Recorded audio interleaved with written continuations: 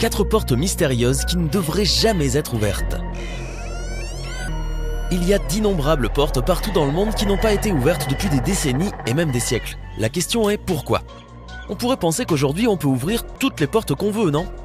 En réalité, certaines portes ont été scellées pour une raison sérieuse et jusqu'à présent, personne n'a découvert quel trésor et mystère s'y cache. Voici 4 portes qui gardent bien leur secret. Numéro 1, le Taj Mahal. Le Taj Mahal, en Inde, est l'un des bâtiments les plus romantiques du monde. Shah Jahan a commencé sa construction en 1631 pour honorer la mémoire de sa 3e femme, qu'il aimait tendrement. Ils étaient ensemble depuis 19 ans, mais elle est décédée en donnant naissance à leur 14e bébé. Oui, j'ai bien dit 14e bébé. Shah Jahan a été dévasté par la perte de l'amour de sa vie et a décidé de lui rendre hommage en lui érigeant une magnifique tombe. Il a fallu 1000 éléphants, 20 000 hommes et 20 ans pour terminer la construction de ce grand monument. La configuration du palais est très particulière. Les minarets du Taj Mahal sont d'environ 40 mètres de haut et se trouvent sur le bord d'une vaste plateforme. On peut trouver ça beau, mais le but principal d'un tel décor n'était pas l'esthétique. Au XVIIe siècle, de nombreuses constructions architecturales massives se sont effondrées sous leur propre poids. C'est pourquoi l'architecte en chef du Taj Mahal a placé les tours un peu plus loin de la tombe. De plus, il les a inclinées de telle sorte que si elles tombaient, les débris n'endommageraient pas le reste du Taj Mahal. En plus d'être un monument dédié à l'amour éternel, le Taj Mahal est aussi un lieu très mystérieux. Il cache de nombreuses pièces fermées où personne n'est autorisé à entrer. Sur quelques photos du Taj Mahal prises du bord de la rivière, on peut voir 2 niveaux de sous-sol.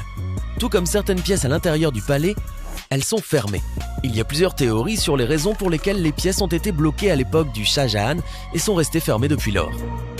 Certains chercheurs sont certains que les chambres scellées étaient faites de marbre, qui peut se transformer en carbonate de calcium s'il est exposé au dioxyde de carbone. Dans ce cas, le marbre commencerait à s'écailler. C'est pourquoi les chambres sont fermées et tenues à l'abri des regards du public.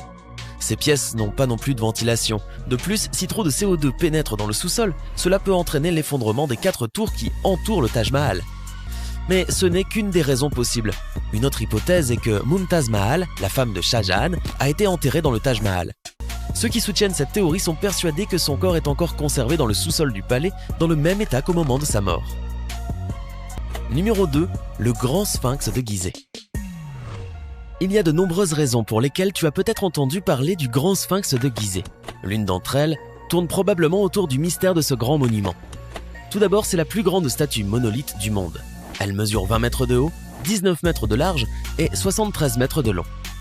Et selon les estimations scientifiques, cette construction a été réalisée il y a environ 4500 ans. Le sphinx lui-même est une créature que tu peux rencontrer dans la mythologie égyptienne et grecque. Il a une tête de femme et un corps de lion. Quand on dit que le sphinx est un mystère, ce n'est pas seulement une métaphore, du moins quand on parle du grand sphinx de Gizeh. Il a fallu environ 3 ans à 100 ouvriers pour terminer la construction du grand sphinx. Cependant, certaines preuves indiquent que le monument était autrefois beaucoup plus massif qu'il ne l'est actuellement. Les archéologues ont découvert d'énormes blocs de pierre ainsi que des boîtes à outils abandonnées près du site. Étonnamment, les ouvriers qui ont construit le sphinx n'étaient pas des esclaves et on leur servait toute une variété de mets délicieux, comme de la viande de mouton et de chèvre. Mais ce n'est pas le grand secret caché par le puissant sphinx. À l'aide d'un sismographe, les chercheurs ont découvert 2 chambres rectangulaires à une profondeur de 7,6 mètres. Ces chambres sont situées sous terre, juste sous les pattes du sphinx. Et il y a une théorie selon laquelle ces salles pourraient contenir le mythique Hall of Records. Cette salle est censée contenir la connaissance de la vie elle-même sous la forme d'anciens parchemins. Certains croient même que les Égyptiens de cette époque ont réussi à documenter l'histoire de l'Atlantide, la célèbre et énigmatique île engloutie perdue. Malheureusement, ces théories ne sont étayées par aucune preuve. Les archéologues pensent que les chambres peuvent avoir 2 entrées, mais les 2 restent scellées. Jusqu'à présent, les autorités ont empêché les chercheurs de tenter de percer le mystère des chambres souterraines. Numéro 3, le temple de Sri Padmanabha Swami. Est-ce que j'ai le droit à un bon point pour avoir prononcé ça ? Ce temple est une véritable perle de l'État indien du Kerala. Mais sa beauté n'est pas la seule raison pour laquelle cette construction étonnante a gagné en popularité dans le monde entier. Sous le temple, il y a 6 voûtes nommées A, B, C, D, E et F. Probablement pas les noms d'origine. Les portes menant à ces chambres sont massives et faites en fer. Il y a quelques années, les autorités ont décidé de découvrir ce qui était caché derrière ces portes. Il a fallu beaucoup d'efforts pour les ouvrir, mais cela en valait la peine. En 2011, 5 des 6 chambres ont révélé au monde d'innombrables trésors. Des sacs d'or, des pierres précieuses et des bijoux inestimables ornés de diamants. La valeur de tout ce qu'on y a trouvé a été estimée à 1000 milliards de dollars. Mais qu'en est-il de la 6e chambre? La salle B est restée fermée, mais ce n'est pas faute d'avoir essayé de l'ouvrir. Beaucoup de gens croient qu'une malédiction mortelle protège la porte menant à cette chambre. Hypothétiquement, cette malédiction disparaît si un saint ou un sage chante un mantra spécifique dans les règles de l'art. Mais de nos jours, il n'y a plus personne qui puisse faire ça. Il y a une histoire qui raconte que dans les années 30, plusieurs pilleurs de temples ont essayé d'entrer dans la chambre B pour voler son précieux trésor. Ils n'ont jamais atteint leur but. De redoutables serpents qui semblaient venir de nulle part les ont fait fuir. Cependant, personne ne peut prouver la validité de cette histoire. Il y a aussi une version selon laquelle le contrôleur général Vinod Rai aurait dit à la Cour suprême que la chambre B avait déjà été ouverte. Et pas qu'une fois. Il a déclaré que depuis 1990, des personnes y étaient entrées au moins 7 fois et qu'il ne leur était rien arrivé de terrible.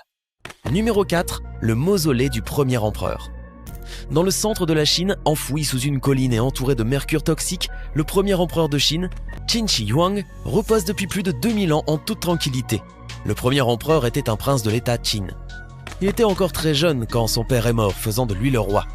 C'est pourquoi l'État était sous le contrôle du Premier ministre, jusqu'à ce que Qin Shi Huang avait 22 ans. Sa plus grande ambition était de conquérir les 6 États en guerre dans lesquels la Chine ancienne était divisée. Une fois les projets réalisés, le pays a été réuni sous le règne de la dynastie Qin. L'empereur est décédé le 10 septembre 210 avant notre ère. En 1974, plusieurs agriculteurs creusaient un puits non loin de Xi'an, en Chine, lorsqu'ils ont découvert quelque chose de très inhabituel, un grand soldat en terre cuite. Cette découverte a marqué le début de fouilles archéologiques qui ont duré plus de 4 décennies. Ce premier soldat en terre cuite en était un parmi plusieurs milliers d'autres. Le plus étonnant, c'est que chaque soldat avait ses propres traits du visage, vêtements et coiffures. Selon les experts, il pourrait y avoir jusqu'à 8000 soldats en terre cuite. Jusqu'à présent, seuls 2000 d'entre eux ont été excavés. Le tombeau central, qui est censé être le lieu de sépulture de l'empereur, n'a pas encore été touché. Il est intéressant de noter que la révélation du mystère de la tombe ne dépend pas des autorités, mais des scientifiques. Selon l'archéologue Christine Romey, nous n'avons pas la technologie nécessaire pour fouiller correctement la tombe. Des documents anciens racontent comment le premier empereur a créé une immense ville souterraine dont le plafond ressemblait au ciel de nuit et les perles à des étoiles. Sima Qian, historien de la dynastie Han, a écrit dans ses archives du grand historien que dans la tombe de Qin Shi Huang, il y avait des tours et des palais somptueux pour des centaines d'officiers. Il a également ajouté que l'endroit était rempli de trésors et de pièces rares.